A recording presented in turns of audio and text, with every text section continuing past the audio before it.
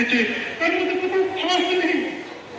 এমন সময় তুমি এসে আমার মুখের দিকে এমন করে চাইলে আমি বুঝতে পারি যে আমার মুখে এখনো আল কেটে যাচ্ছে। পাগল ভাই, এই বন্ধু গড়ের মধ্যে